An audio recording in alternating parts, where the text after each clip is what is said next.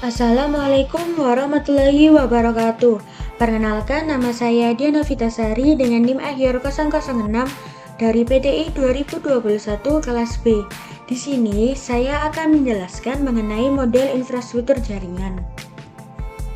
Pada materi ini akan terdapat 8 bagian. Yang pertama yaitu ada pengertian infrastruktur jaringan. Infrastruktur jaringan merupakan sebuah kumpulan sistem komputer yang saling dihubungkan oleh berbagai macam bagian dari sebuah arsitektur telekomunikasi.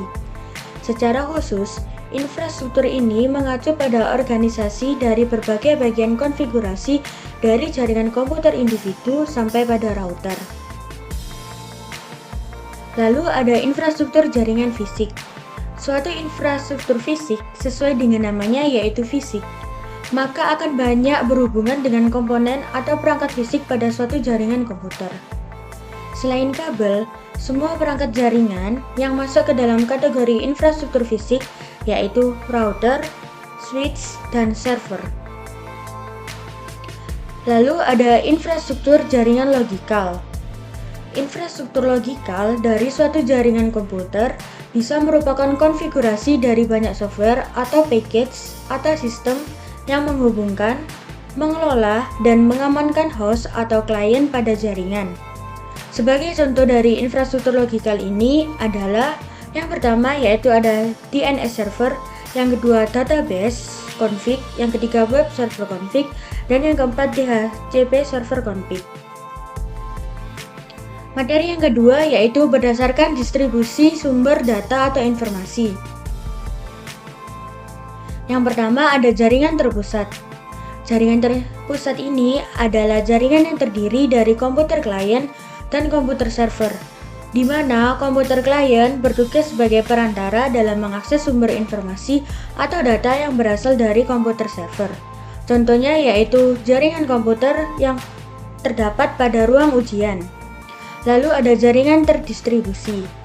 Jaringan terdistribusi ini merupakan hasil gabungan dari beberapa jaringan terpusat, sehingga memungkinkan beberapa komputer server dan klien dapat saling terhubung dan membentuk suatu sistem jaringan. Contohnya yaitu jaringan perbankan. Materi yang ketiga yaitu berdasarkan cangkupan geografis.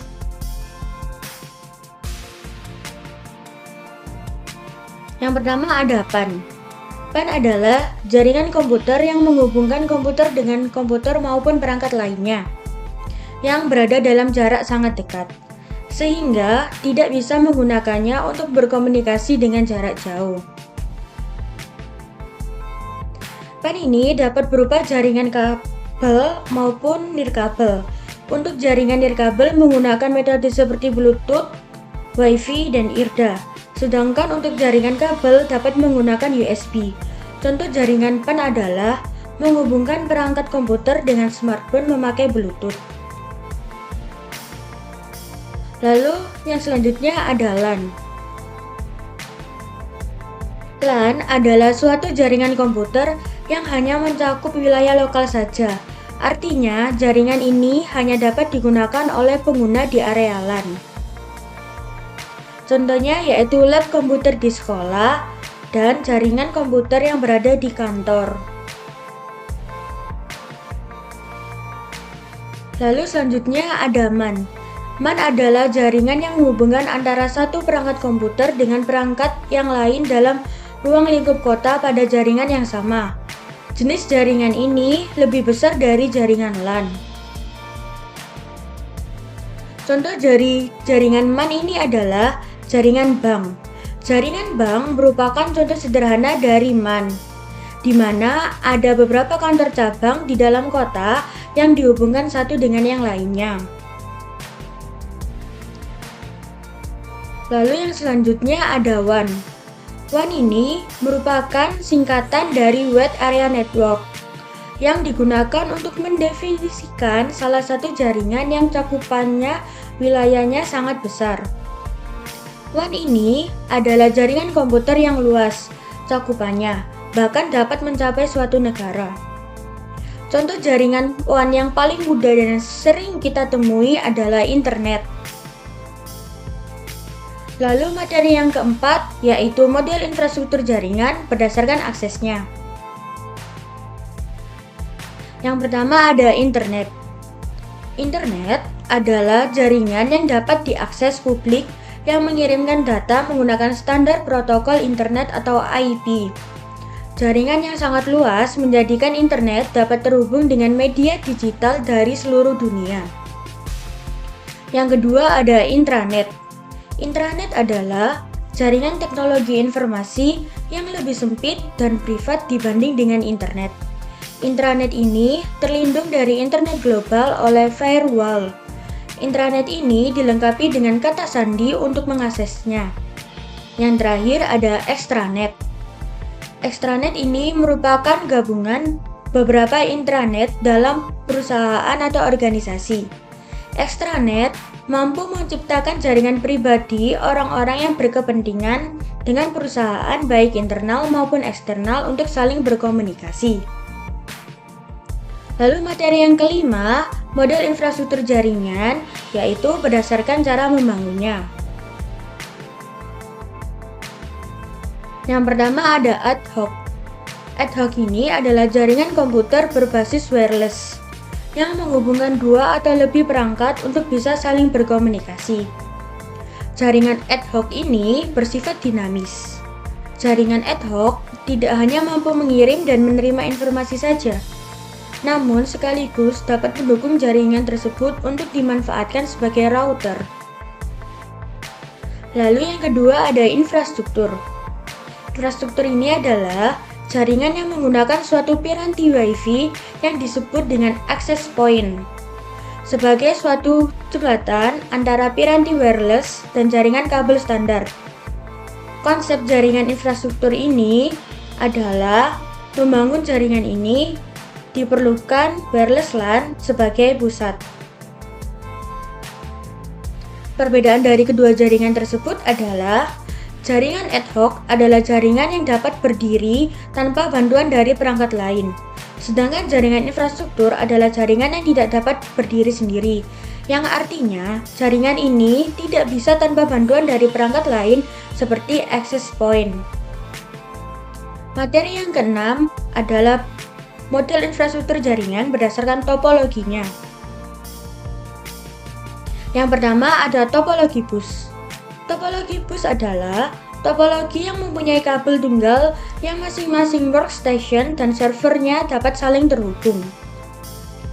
Yang kedua ada topologi ring. Topologi ring adalah topologi yang berbentuk ketika semua perangkat telah terhubung sehingga seperti cincin atau berpola lingkaran. Jadi, setiap workstation akan menerima informasi dari satu perangkat ke perangkat yang lainnya.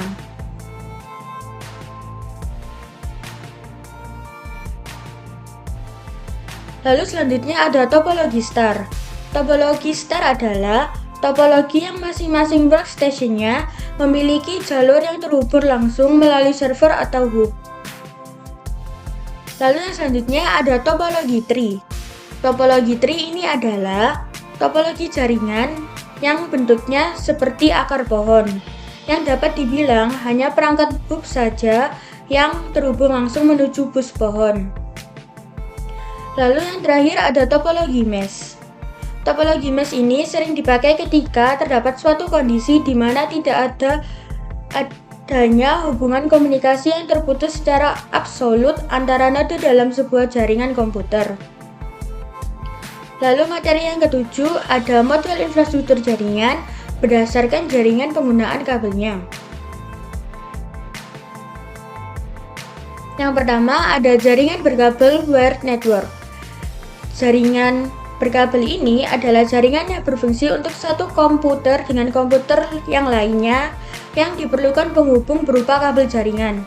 Salah satu media transmisi yang digunakan dalam wired network ini adalah kabel UTP. Yang kedua ada jaringan nirkabel. Jaringan nirkabel atau wireless ini adalah bidang yang berkaitan dengan komunikasi antar sistem komputer tanpa menggunakan kabel. Jaringan nirkabel ini biasanya menghubungkan satu sistem komputer dengan sistem yang lainnya dengan menggunakan beberapa macam media transmisi tanpa kabel, seperti gelombang radio, gelombang mikro, maupun cahaya inframerah. Materi yang ke-8 yaitu model infrastruktur jaringan berdasarkan siarannya. Yang pertama ada unicast. Unicast ini merupakan suatu metode pengiriman atau transmisi dalam data jaringan dengan mekanisme one-to-one atau point-to-point. Contoh unicast ini misalnya file sharing antar komputer browsing, akses file server, dan lain-lain. Lalu yang kedua ada broadcast. Broadcast adalah metode pengiriman data dengan tujuan semua alamat yang berada dalam satu jaringan. Contoh penggunaan jenis transmisi broadcast ini banyak dilakukan untuk siaran TV dan siaran radio. Yang ketiga ada multicast. Multicast ini adalah metode yang hampir sama dengan broadcast. Namun perbedaannya untuk multicast ini akan melakukan transmisi data ke banyak titik atau poin yang tergabung ke grup yang alamatnya sama. Contoh penggunaan dari multicast ini lebih sering dikenal dalam melakukan real-time streaming video. Yang keempat ada anycast. Anycast merupakan sebuah metode transmisi pengiriman data point-to-point nearest. Contohnya, apabila ada 5 server dengan aplikasi FTP yang sama, maka apabila ada user mengakses pelayanan FTP tersebut, akan diarahkan ke salah satu dari 5 server tersebut. Lalu materi yang terakhir yaitu ada jaringan saat ini di Indonesia. Sampai di masa sekarang, di mana kita telah merasakan teknologi jaringan 4G dan juga 5G. Jaringan 5G sendiri pertama kali diuji coba tahun 2013 di Pulau Bali dan mulai dikomersilkan pada akhir tahun 2014 di seluruh Indonesia dengan Telkomsel sebagai pelopor utamanya. Saat ini, kita pun sudah bisa mengakses internet dengan menggunakan jaringan 5G. Teknologi jaringan 5G ini pertama kali diuji coba pada momentum Asia Games tahun 2018 hingga saat ini.